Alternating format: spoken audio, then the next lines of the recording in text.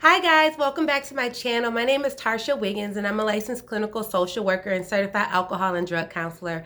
Our topic today is going to be about seasonal affective disorder. Thought it'd be a great time to just talk a little bit about seasonal affective disorder, given that we are all in the midst of the seasons changing.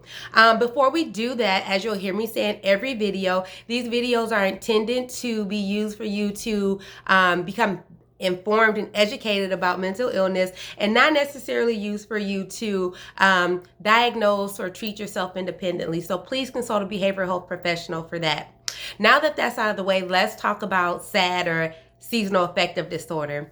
As I mentioned earlier, seasonal affective disorder oftentimes present with the when seasons begin to change. So a lot of individuals experience this disorder during the winter months, where individuals they start to begin to feel heavy. I describe it as heavy, but individuals, the clinical description is low grade form of depression, where individuals may begin to feel a little hopeless, helpless.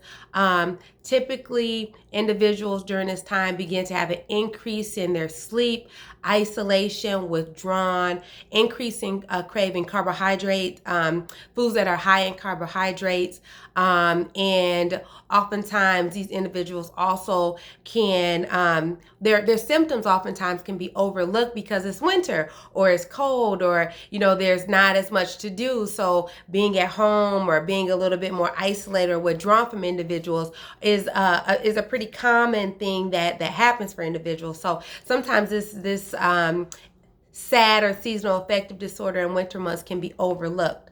Another form of SAD also presents with individuals who begin to have an onset of their symptomology, and that occurs typically in the spring and the summer. Now, less individuals are affected by summer seasonal affective disorder than winter, but nonetheless, it still happens for people. So let's talk a little bit about what those symptoms are. So for individuals that experience SAD in the summer or spring and summer months, those symptoms oftentimes look like this. These individuals tend to also have a disturbance in their sleep cycle. Some individuals sleep more, some sleep less, but it's oftentimes individuals tend to have a reduction in their sleep cycle.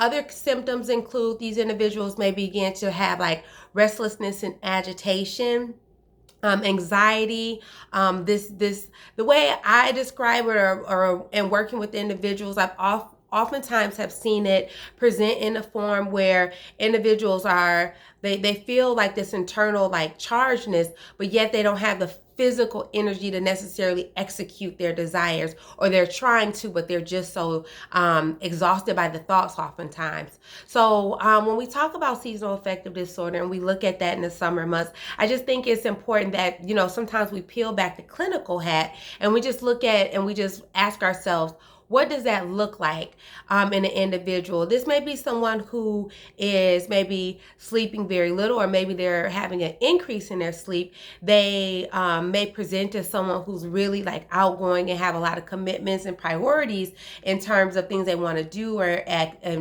activities or engagements that they have. But oftentimes it becomes very difficult for them to follow through or meet those expectations. So let's just be mindful of that when we think about SAD. We think about seasonal affective disorder.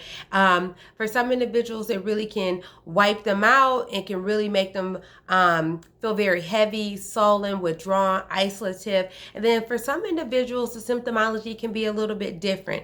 I think that, most of you guys, I should say, probably are not clinicians and you're not trying to differentiate between the two, but it's really about having an increased awareness about seasonal affective disorder, how this is a change in the time of the spring and the summer, the time and the weather, and that can oftentimes affect individuals' mood. And sometimes summer can bring about all this great energy and effort, and people are very excited about it. But there may be some people that are experiencing seasonal affective disorder, and this oftentimes this is a difficult time in the year just because they're starting to have that change in their sleep cycle, feeling agitated and restless and things like that. So just be mindful of that.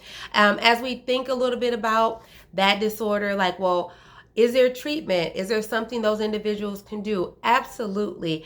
You certainly can get connected with a behavioral health professional. There's medication that also can help with that. But there's also, a holistic approach, a little bit of everything, maybe a little bit more of this and less of that. But the ultimate answer is that there's definitely treatment options available. Get connected with a behavioral health professional that can get you connected with the right type of treatment and what you and that professional believe will be the most helpful to you. But the most important thing to note and take away from this is that, yes, as the seasons change, that may change individuals' mood, but that does not mean that there's no help or support out there. There is help, there are options, and you don't have to suffer and just go through this alone.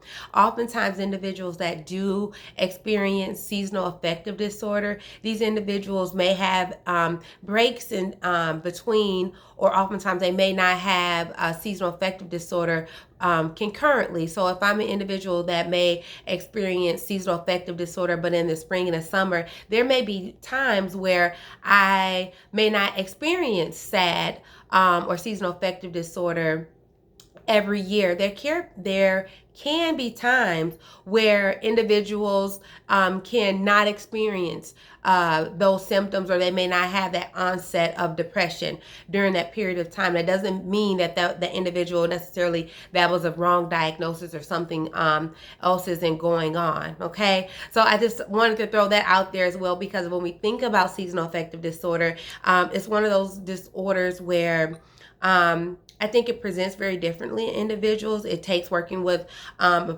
professional, talking through your symptomology and being able to draw out that pattern of behavior for them to get a really good sense of what's going on and all the factors associated with that. So with that being said, those were your mental health minutes. I hope you found those to be helpful this week. They were short and sweet, right to the point. But as always, you'll hear me say in every video, do something good for yourself today. Take care of someone else, and let's reduce the stigma around mental illness. If you guys are interested in connecting with me more, you can connect with me on my YouTube channel here. Please thumbs up and like this video. You also can go over to Facebook. I have a mental health minutes page there. And then on Instagram, I also have another Instagram page. I also have an account there, Mental Health Minutes, where you can stay connected with me as we talk about a variety of mental health issues, and then just tips and tricks on how we can increase our mental and emotional wellness every day. So if you need any more information, check out the description below. You can find all that great information there as well. And I'll see you in the next video.